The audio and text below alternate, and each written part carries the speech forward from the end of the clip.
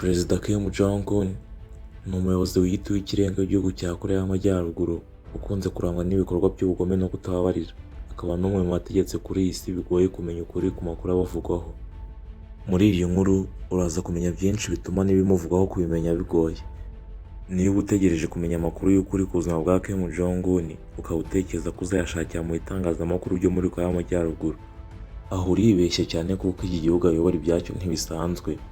Kugira ngo uzamenye ukuri kw'ibihabera biragoye cyane, ndetse akenshi usanga bitanashoboka.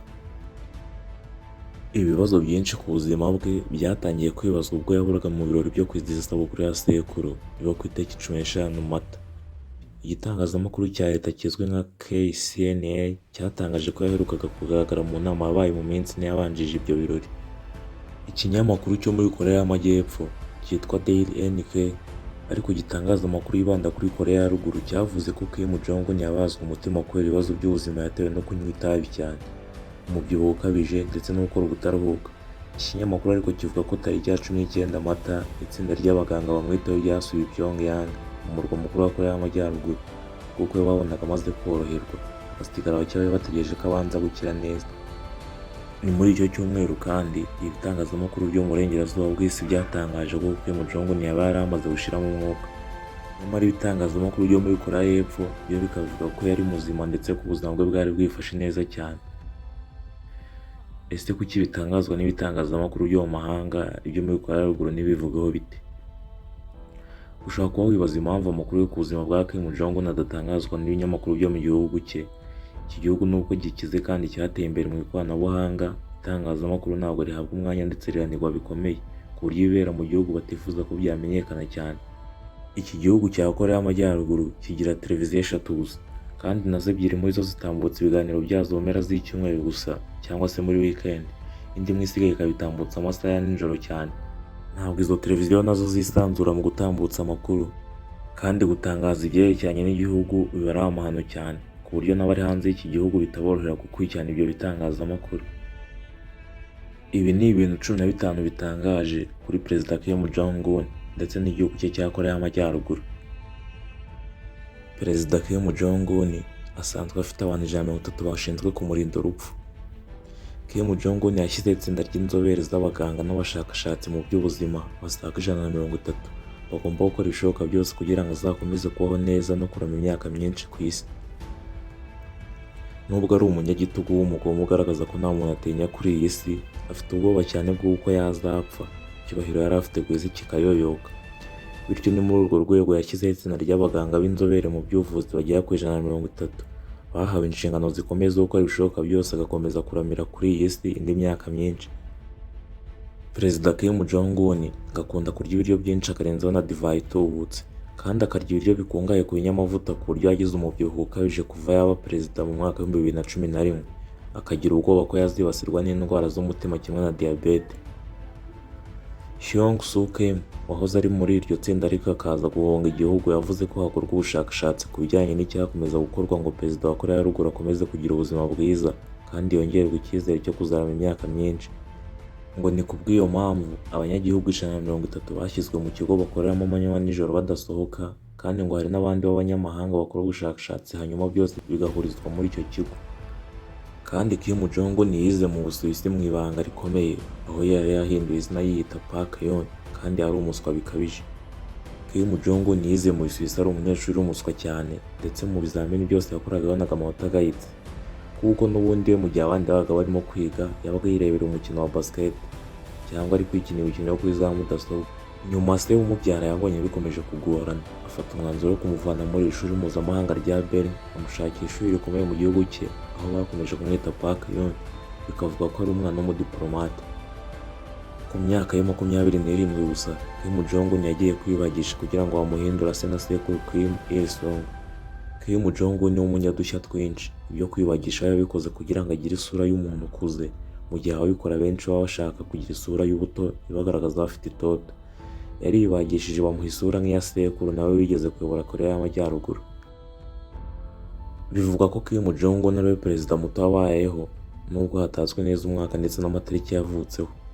Uyu mugabo w'umunyagitugu nta muntu uzi neza umwaka ndetse n'amatariki yavukiyeho, kuko bamwe bavuga ko yavutse mu mwaka w'1982 abandi bakemeza mu 1983, abandi bakavuga mu 1984, bigaragaza ko ntawe uzi imyaka ye.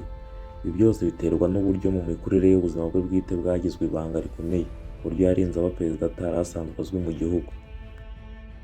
Ubwo se yapfaga, yakoze uko ashoboye kose kugira ngo bibabaze umuturage wese wo mu gihugu cye. Ubwo Kim Jong-il wabyaye Kim Jong-un yapfaga, abantu bose bari bategetswe kujya mu kiriyo ndetse no kurira cyane ku buryo wafatwaga atitabiriye ikiriyo kandi atarimo kurira yajyanwaga gufungirwa ahantu igihe cy'amezi 6.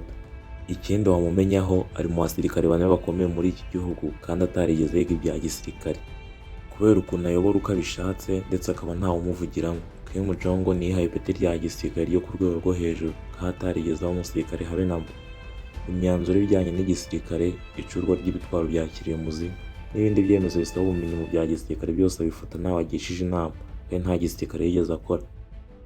Perezida Kim Jong-un yahaye nyirarume 120 ziramurya ziramumara mu ruhame. Uyu mugabo uzwi cyane nk'umuntu utagira impuhwe, yaranzwe n'ubugome yakoreye abayobozi batandukanye mu gihugu cye, barimo na nyirarume yahaye 120 zikamurya kugeza zimumaze. Ibi kandi byabereye mu ruhame abantu bareba ku manywa y'ihangu. Akaba yaramuzizaga ko yashatse kumuhiga ku butegetsi. Uwo nyirarume yari umwe mu basirikare bakomeye mu gihugu cye. Yagiye kandi ahana abantu batandukanye akabahanisha ibihano bikarishye, barimo abaminisitiri yishe akoresheje ibitwaro bya rutura, yabarashishije ubundi bigenewe kurasa indege. Umuntu umutunganyiriza imisatsi arazwi mu gihugu hose, kandi abanyeshuri bigeze gutegekwa kwiyogoshesha nkawe. Kim Jong-un afite umukobwa umutunganyiriza imisatsi wamenyekanye mu gihugu hose kubera ubwiza bwe. Perezida Kim kandi azwiho inyogosho yihariye cyane kuko ubu mu gihugu cya Koreya inyogosho ifite akazina ka Ambitious, kugeza aho n'umwana muto ajya kwiyogoshesha yavuga ati ni munyogosho Ambitious, ukamenya icyo ashatse gusobanura. Hari nubwo byigeze kuvuga ko muri iki gihugu cya Koreya y'Amajyaruguru abanyeshuri b'abahungu biga muri za kaminuza baba barategetswe kwiyogoshesha nka perezida wabo, utabikoze agashyirwaho ibihano. Ikindi kandi Perezida Kim Jong-un avugwaho kubyara abana benshi bataraba umugore we. Perezida Kim Jong-un afatwa nk'umwe mu bagabo bakurura b'igitsina gore mu gihugu cya Koreya ya ruguru, ahanini bitewe n'uburyo agaragara neza, isura ye ndetse n'uburyo akomoka mu muryango ukomeye. Nk'uko byagaragaye ku rutonde rwakozwe n'ikinyamakuru Onion Newspaper, uyu mugabo yaje ari uwa mbere ku rutonde rw'abakurura abagore cyangwa se Sexiest Man Alive. Icyo gihe hari mu mwaka wa 2012. Perezida Kim Jong-un yashakanye n'umugore we Lee Seo-ju mu mwaka wa 2009. Nyuma gato muri 2012 bibarutse umwana wabo wa mbere bamwita Julie.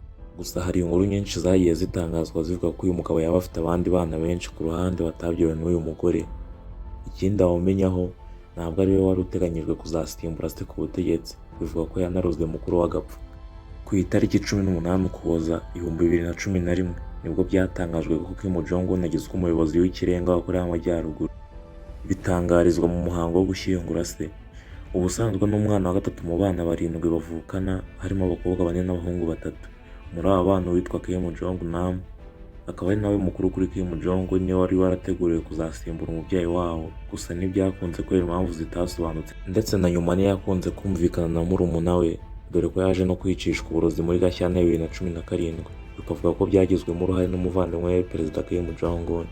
Uretse kuba perezida, Kim Jong-un yibitseho bimwe mu bintu bitangaje kandi binateye ubwoba byatumye n'igihugu cye kigira ibintu byinshi cyihariyeho kubera amahame ndetse n'imiyoborere ye. Igihugu cya Koreya y'Amajyaruguru nicyo gihugu kigira abasirikare benshi ku isi.